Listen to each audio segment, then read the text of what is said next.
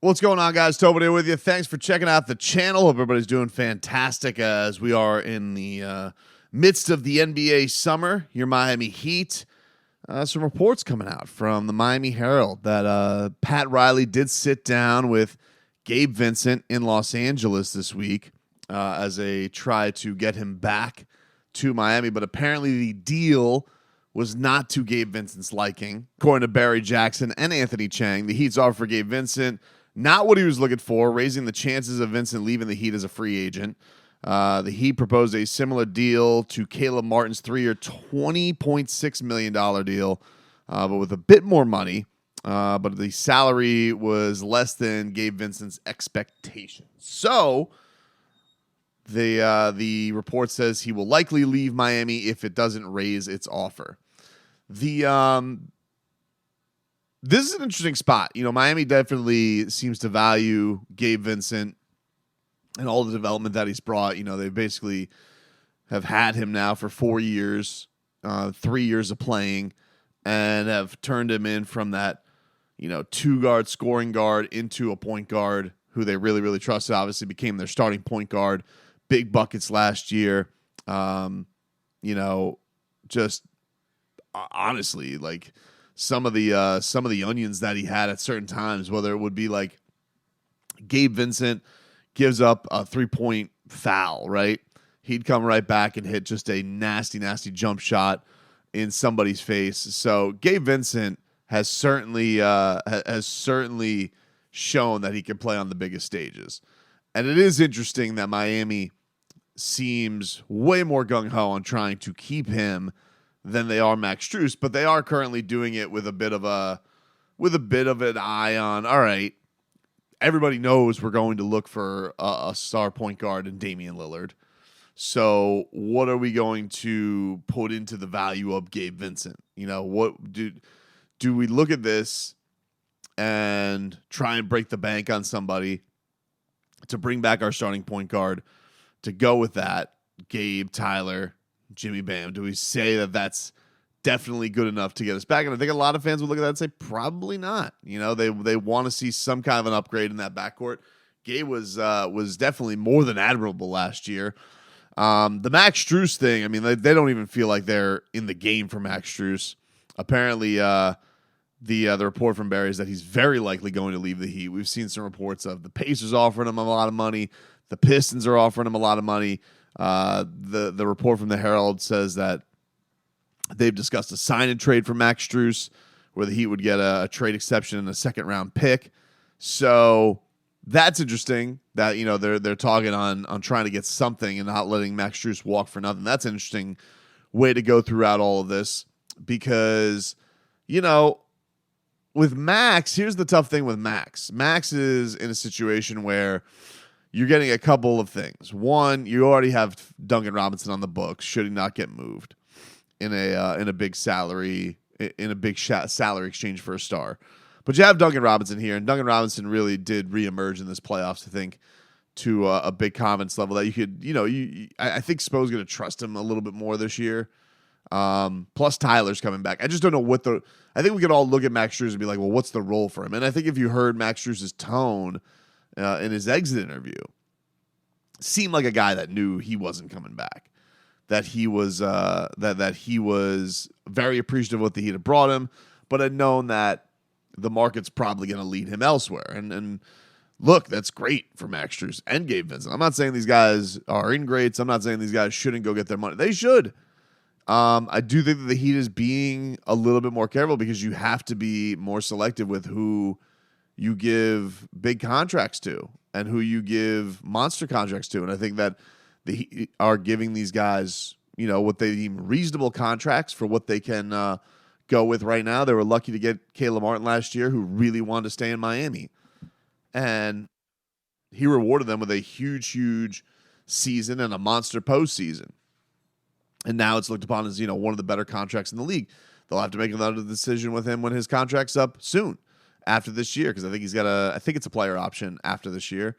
So they'll have to make another decision when it comes to that. But I do think that the Heat have gotten, well, they've taken care of a lot of their guys. A a lot of their undrafted guys, with Dunks, Tyler Johnson, even the guys that they didn't draft, but have reclamated with Hassan Whiteside, James Johnson, Deion Waiters. The Heat have given like a lot of money to guys that they have just thought, hey, we Heat culture these guys. Let's keep them around. They're only going to go up. And I do think that the Heat are trying to be like a little bit smart about this. I mean, like, look, all right, this guy's not going to be back. What can we get from our next crop of guys? And, this even goes to like the Ömer Yurtseven thing, right? Where like I saw Ömer Yurtseven isn't coming back. And I thought that his agent kind of threw a little bit of shade at the Heat, which is not a common thing, where he's like, well, it kind of felt like a wasted year for Ömer. And it's like, okay, but we all could see that the Miami Heat had one of the worst backup big situations, even during the season where, Yurtseven was dealing with an ankle injury. It even seemed like certain points Spo was more willing to play Orlando Robinson than Ömer. And so, you could sit here and you can blame the organization. You can sit here and you can be upset and be, salty that you felt like they didn't live up to your potential. I mean, like, look, basically gave him a 2-year deal off of like 3 good summer league games. Had a nice run when Bam was hurt his first season, but that was, what was that? It was a half dozen. It was about a dozen games. I think we could see what his rebounding ability is.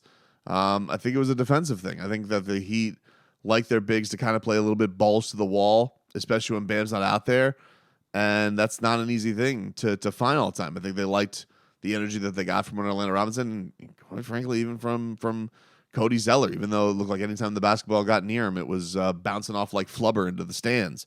So I think for the Heat, looking at these guys, you're looking at your role guys and Gabe and Strus and Ömer, and, they're kind of looking at what they got coming in with Jaime Jaquez. I'm not even talking about the whale stuff, but let's just say like the role guys stay where they are.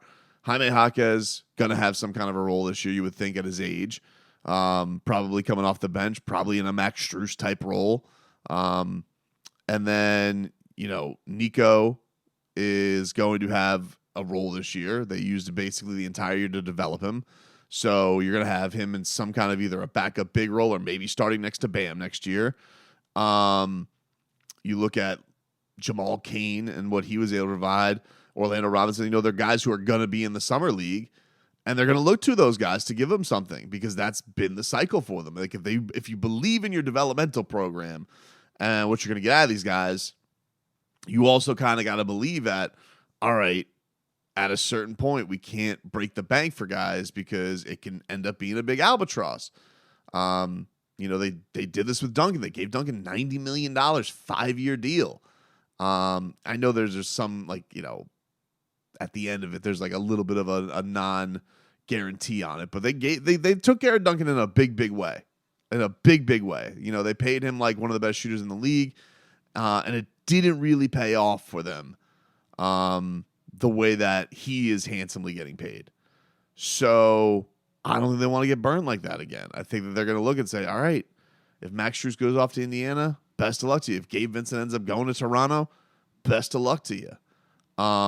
There's nothing wrong with that. I think that the Heat have looked at this and they said, look, we have Jimmy, we have Bam, we have a great development program.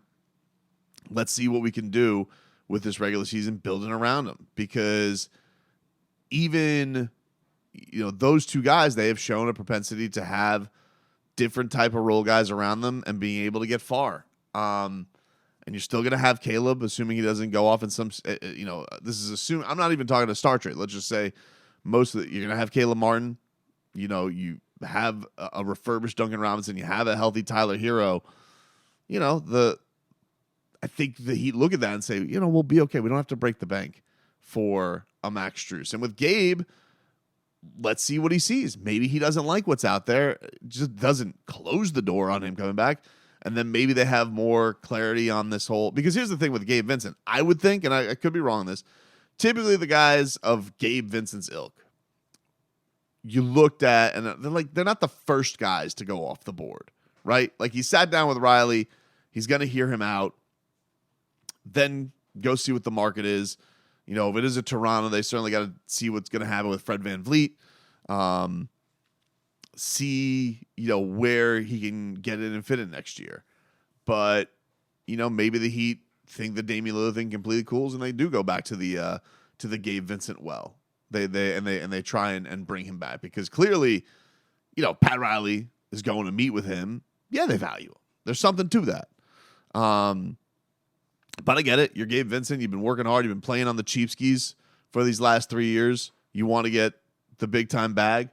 But I just think that the Heat look at this and say, all right, but we have to have a certain limit on what we pay guys who aren't our stars. And look, you're seeing it around the league with these contracts. Like anybody who is not a star or a key contributor and is making like $25 million plus, they are getting their ass shipped out, dude.